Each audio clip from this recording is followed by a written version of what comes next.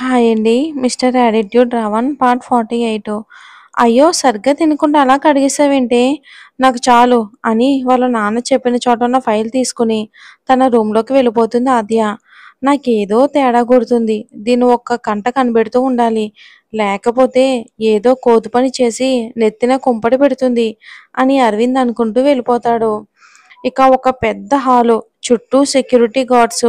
లోపలికి వచ్చే ప్రతి ఒక్కరిని కూడా అందరినీ చెక్ చేసే లోపలికి పంపుతున్నారు. వచ్చిన వాళ్ళు ఏ ఛానల్, ఏ పేపర్ నుండి వచ్చారో ప్రతి ఒక్కటి కూడా నోట్ చేసుకుని మరి లోపలికి పంపుతున్నారు అక్కడ ఉన్న వాళ్ళందరూ. దాదాపు అన్ని ఛానల్స్ వాళ్ళు వచ్చేసారు. అబ్బబ్బా! ఏంటి ఆయువు గారు ఇంత తొందర? నేను రెడీ అవుతాను కదా! ఆయువు గారు కాదు బంగారు, ఆయువు అని పిలు. ఇంకా నిన్ను రెడీ కూడా నేనే చెయ్యాలి. ఈరోజు నా భార్యని మొత్తం లోకానికని పరిచయం చేస్తున్నా కదా! నాకు చాలా ఆనందంగా ఉంది తెలుసా? ఎంత ఆనందంగా ఉందో నేను మాటల్లో చెప్పలేను అని ఆమె తడి జుట్టుని ఆరబెడుతూ ఉంటాడు ఆయువు. కాసేపటికి జుట్టంతా ఆరిపోయాక నీట్‌గా కోంబ్ చేసి, హెయిర్‌ని లీవ్ చేసి ఆమెని నిలబెట్టి 2 అడుగులు వెనక్కి వేసి ఆమెని చూస్తాడు. మిల్క్ కలర్‌లో ఉన్న లాంగ్ ఫ్రాక్‌లో అంతకంటే మెరిసిపోతూ ఉన్న ఆమె మేని రంగు, కలువల్లాంటి కనులు అతడి చూపులకి వాలిపోయి ఇంకా అందంగా ఉంటే, సిరు సిగ్గు వల్ల వచ్చిన బుగ్గల ఎరుపు, పాలతో కడిగిన ముత్యంలా ఉన్న ఆమెని చూసి ఆమె మొహాన్ని చేతుల్లోకి తీసుకుని నుదుటిన ప్రేమగా ముద్దు పెట్టుకున్నాడు. అతడి పెదవుల స్పర్శకి అలాగే పరవశంగా కళ్ళు మూసుకుని అతని ఎదపై వాలిపోయింది ఊర్వి తన కౌగిట్లో. ఇక తనని బంధించి ఆమె తలపై తల పెట్టుకుని కళ్ళు మూసుకున్నాడు వాయువు. ఇది జస్ట్ అనౌన్స్‌మెంట్ మాత్రమే. మీరేమో నన్ను ఎంగేజ్‌మెంట్‌కి రెడీ చేసినట్టు చేస్తున్నారు. నేను ఏమీ రెడీ చేయలేదు బంగారు. నువ్వే అలా ఉన్నావు. అయినా ఎంగేజ్‌మెంటు ఇంత సింపుల్‌గా రెడీ అవుతావా ఏంటి? అస్సలు కుదరదు అని ఆమెని వదిలి ఆయువు ఫ్రెష్ అవ్వడానికి వెళ్తాడు. కాసేపటికి ఇద్దరూ పర్ఫెక్ట్ అనుకున్నాక కలిసి కిందకి వస్తారు. వర్ష, డింపుల్, మణి, లక్ష్మమ్మ అందరూ వెయిట్ చేస్తూ ఉంటారు. వర్ష కళ్ళతోనే సూపర్ అని చెప్తుంది. థ్యాంక్ యూ అని అంది అందరినీ చూసి. ఆయు రాజు ఎక్కడా? ఇక్కడమ్మా అని బొకేతో అప్పుడే ఎంటర్ అవుతాడు రాజు. బొకేని ఆమె చేతిలో పెట్టి ఆమె ఇంకో చెయ్యి పట్టుకుని పద అంటాడు. రామా! దాని పెళ్ళైనా వదట్లేదు. ఆయుతో అనౌన్స్‌మెంట్‌కి వెళ్తూ ఇతని చెయ్యి పట్టుకోవాలి అని వర్ష గట్టిగా తల కొట్టుకుని అతని చెయ్యి పట్టుకుని లాగి, రాజ్ వాళ్ళిద్దరినీ వెళ్ళనివ్వు. ఏ ఎందుకు? కుదరదు. నేనే తీసుకెళ్తా అని ఊర్వి చెయ్యిని తన వైపుకు లాక్కుంటాడు రాజు. కుదరదు అని ఊర్విని పట్టుకుని తన వైపు కదుముకుంటాడు ఆయు. అబ్బా! ఆగండి. నేను మీ ఎవ్వరితో రాను. వర్ష నేను ఒక కారులోనే వస్తాం. డింపుల్ డ్రైవ్ చేస్తాడు. అండ్ ఆయు మీరు మీ కారులో, రాజ్ నువ్వు నీ కారులో రండి అని వర్షతో ముందుకు వెళ్తుంది. నీ వల్ల అంటే నీ వల్ల అని ఒకరికొకరు అనుకుని కోపంగా చూసుకుంటూ బయలుదేరతారు. కార్లన్నీ ఒకేసారి ఒకదాని వెనక ఒకటి వచ్చి ఆగుతాయి. ముందు ఆయువుది, తర్వాత ఊర్వి వాళ్ళ కారు, తర్వాత రాజ్ది, దాని వెనుక సెక్యూరిటీ అందరూ కార్లో నుండి దిగుతారు. ఆయువు, రాజులు, ఊర్వి, వర్ష, డింపుల్ ఒకరి తర్వాత ఒకరు దిగుతారు. ఆయువు, రాజులు ఒక స్టెప్ వేసి ఊర్వు ముందుకు వచ్చి ఒకేసారి చెయ్యి ముందుకు పెడతారు. రాజ్ చేసిన పనికి వర్ష ఇక తల కొట్టుకుని, రాజ్ దాన్ని ఆయువుతో వెళ్ళనివ్వు. మీరిద్దరూ చెరోవైపు పట్టుకుని లోపలికి తీసుకెళ్తే అక్కడ మీడియా ఉంది కదా, కొంచెం చూసుకో.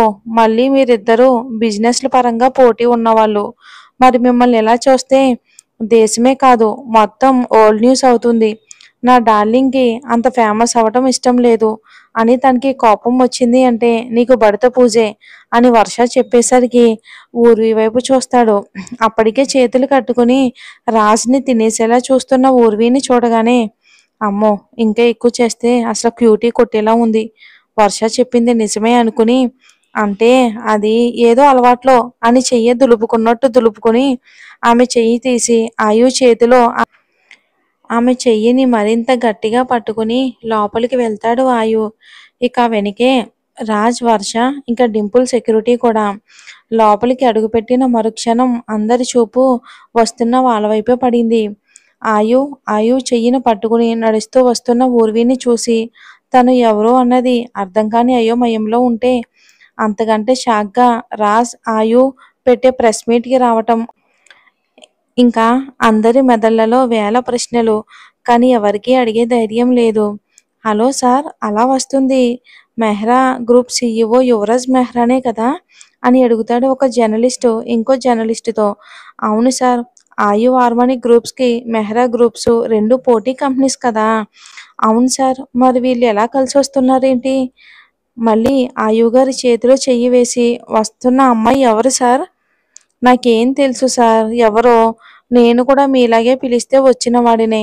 అయినా మీకు అంత తొందరగా ఉంటే లేచి అడగండి. సార్, భలేవారండి. అసలే నా భార్యకి ఒక్కగానొక్క భర్తని. నేను పోతే దానికి దిక్కు మొక్కు లేదు. వాళ్ళు చెప్పకముందే నేను అడిగితే నా శవాన్ని పార్సల్ చేసేస్తారు. మరి తెలుసు కదా సార్, అందుకే అన్నీ మూసుకుని ఉండండి. అవును సార్, ఏదో వృత్తిరీత్యా వచ్చిన నోటి దురద కదా అని సైలెంట్ అవుతాడు. స్టేజ్ పైకి వెళ్ళిన ఆయు తనతో పాటు ఊర్విని తీసుకుని వెళ్ళాడు. మిగతా వాళ్ళందరూ ఇక ఫ్రంట్ సీట్లో కూర్చున్నారు. Hello ladies and gentlemen, good morning all of you. ఇక్కడికి వచ్చిన ప్రతి ఒక్కరికి ఇక్కడ జరుగుతున్నది ఏంటో తెలియకపోవచ్చు. కానీ మిమ్మల్ని అందరినీ ఇక్కడ రప్పించడానికి ఒక రీజన్ ఉంది. అది ఆర్మానీ కుటుంబానికి, అదేవిధంగా బిజినెస్కి సంబంధించింది. షీఈ్ Urvi Chauhan, my love and life. ఇంకో నెలలో మేమిద్దరం పెళ్లి చేసుకోబోతున్నాం. అండ్ ఎంగేజ్మెంట్ ఇంకో 2 రోజుల్లో ఉంటుంది. ఇక దానికంటే ముందు అందరికీ తెలియడం కోసమే ఈ అనౌన్స్మెంట్ అంటాడు ఆయు. ఇంక అందరి దగ్గర నుంచి గుసగుసలు వినబడుతూ ఉంటాయి. కానీ ఒక్కరూ కూడా బయటికి చెప్పలేరు. అది ఏంటంటే ఆనంద్ గారు ఆల్రెడీ ఆర్మని పెద్ద కోడలని ఈషాని అనౌన్స్ చేశారు కదా. ఈయనేమో ఇలా చెప్తున్నారేంటి అన్నట్టు. ఇక్కడ ఆర్మని కుటుంబం కనిపించడం లేదు అంటే ఈ పెళ్లి వాళ్ళకు ఇష్టం లేదు అని గుసగుసలు వినబడుతూ ఉంటాయి. నేను చెప్పిందే ఫైనల్. మీకు అర్థమవుతుందా? ఇదే జరుగుతుంది కూడా. మీకు ఎన్నో డౌట్స్ ఉండొచ్చు. కానీ అవన్నీ మీ గొంతులోనో లేదా మీ మైండ్లోనో ఆపేసండి. బయటికి రావాలని కూడా అనుకోవద్దు. ఇదే న్యూస్ ఇంకో గంటలో అన్ని ఛానల్స్లో రావాలి. She my wife. ఇంకా ఒక్క ముక్క అటు ఇటుగాని వస్తే అదే మీ లాస్ట్ న్యూస్ అవుతుంది కూడా. అండ్ మెహ్రా గ్రూప్స్తో కొన్ని బిజినెస్లో కొలబరేట్ అవుతున్నాం. ఇక దానికి సంబంధించిన పేపర్స్పై ఇప్పుడే మీ ముందే సైన్ చేస్తున్నామని అనగానే రాసుకొని పేపర్స్ తీసుకుని వచ్చి సైన్ చేసి ఆయువుకి ఇవ్వగానే ఆయువు కూడా సైన్ చేసి ఇద్దరూ కూడా నవ్వుతూ షేక్ హ్యాండ్ ఇచ్చుకుంటారు. సో ఇంకో 2 డేస్లో నాకు ఊర్వికి ఎంగేజ్మెంటు. ఇక this is final. Okay, thanks for coming అని ఊర్విని తీసుకుని బయటికి వెళ్ళిపోతాడు ఆయు. ఇంకా వాళ్ళతో పాటే వర్ష, రాజులు కూడా.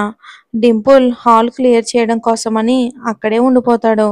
బయటికి వచ్చాక ఆయుకి ఏదో ఇంపార్టెంట్ కాల్ వస్తే, బంగారం 5 నిమిషాలరా అని పక్కకి వెళ్తాడు వాయు.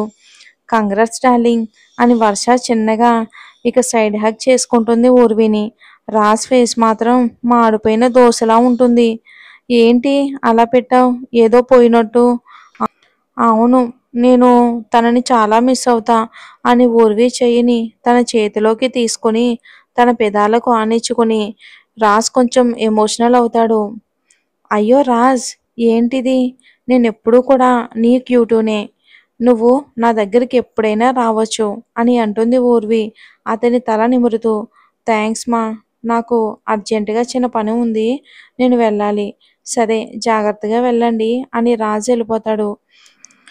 వెళ్తున్న అతన్ని చూస్తూ రాజ్ నీ నుండి అమ్మ ప్రేమని నీలో వెతుక్కుంటూ ఉన్నాడు డార్లింగ్. అవును వర్ష. ఈలోగా డింపుల్ అంతా క్లియర్ చేసి రాగానే వర్ష, డింపుల్ వెళ్ళిపోతారు. ఆయు ఫోన్ మాట్లాడి ఊర్విని తీసుకుని తన కార్లో స్వయంగా తనే డ్రైవ్ చేసుకుంటూ ఒక ప్రశాంతమైన ప్లేస్కి తీసుకుని వెళ్ళి పక్కకు పార్క్ చేస్తాడు కారు. ఊర్వి అది చూసి, ఏంటాయు ఇక్కడెందుకు కారు ఆపారు? ఏముంది ఏమన్నా పనుందా ఇక్కడ అని విండోలో నుండి అటు ఇటు చూస్తూ ఉంటే ఆమెను గట్టిగా పట్టుకుని తన కూర్చున్న సీట్ని వెనక్కి పుష్ చేసి ఆమెను ప్రేమగా తన ఒళ్ళోకి తెచ్చుకుంటాడు వాయు. ఒక్కసారిగా జరిగిన దానికి షాక్ అయ్యి మళ్ళీ వెంటనే తేరుకుని, ఆయో ఏం చేస్తున్నావు వదులు, ఎవరైనా చూస్తారు, ఎవరో చూడరు బంగారం, ఇవి అద్దాలు ఎవరికీ కనిపించవు అని అంటాడు వాయు.